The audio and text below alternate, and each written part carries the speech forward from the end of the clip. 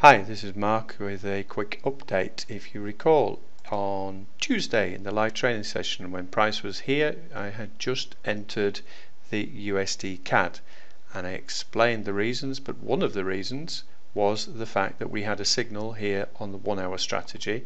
I went sideways for the entire day and it was waiting for news. So prior to the news I had moved it just behind the bull bear lines here, and thankfully it came down a little bit, didn't get taken out, and bang, off it went.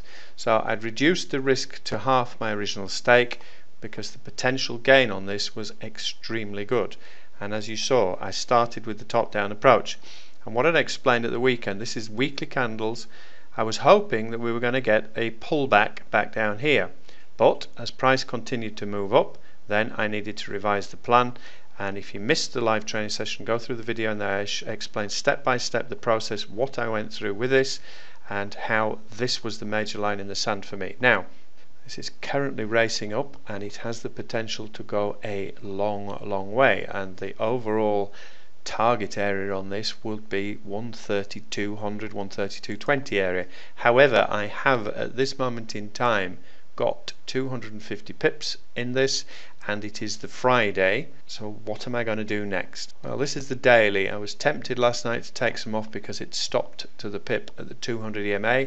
However, it is trying to break that at this moment. Candle's not valid until it closes, and then we've got this weekly 55 up above.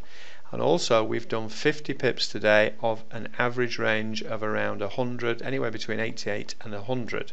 So the average range would be around this EMA. Now there's news coming out in quarter of an hour. I'm going to move the stop closer to this, but then what I'm tempted to do is, if we don't get a surge here, I'm going to take some of this off, and I might take 70% of this trade off and bank the profit and then leave the balance to run. Another one I showed you in great detail in the live training session was the Aussie dollar, and when price was up here I was explaining that the main line for me on this pair was here, and I was looking for a potential bounce back up or a break and close.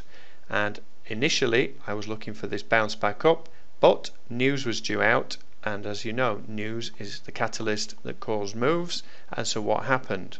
Australian CPI came out much worse than expected, as did the trimmed mean CPI. So this was very bad for the Australian dollar. Suddenly all bets are off. We're not thinking of a long now.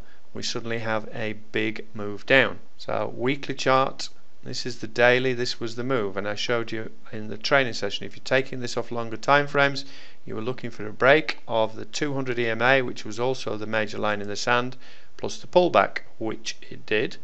If you missed that opportunity, then go down to the 1 hour, and here on the 1 hour we waited for the second block to print, and we then looked for a move beyond, and as you know I tried to catch it on a pullback. So I am filled with this order at 77.05 I believe, and this has gone 70 odd pips, but again this has the potential for this to go a long way, and at this moment in time everything is lined up and it doesn't look as though it's going to stop.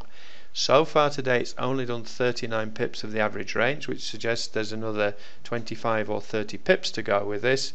And if that be the case and we get down here and we're 100 pips in profit, again I'm going to take some of the profit off, but this has the potential to go another 100 and odd pips to this, and it could go another 500. And in the good old days that would be the perfect scenario. You bank profits and you leave bits of trades to run, and I remember years ago having 10 open trades at one point, all in profit. All was just a case of moving stops to lock that profit in. Okay, these were taken from the live training session on Tuesday.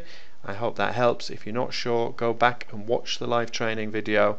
My session was at the beginning and I explained it all in lots and lots of details. So what happened next? Well, as I was showing you before, I was hoping this was going to surge, and I said my concern was the 55 EMA, and this is why we use EMAs, guys. It stopped to the pip on the 200 the day before, stopped almost to the pip to the 55 EMA, this weekly 55 just above, and there were also, Pierre had some pivots and other things in the way up here as well.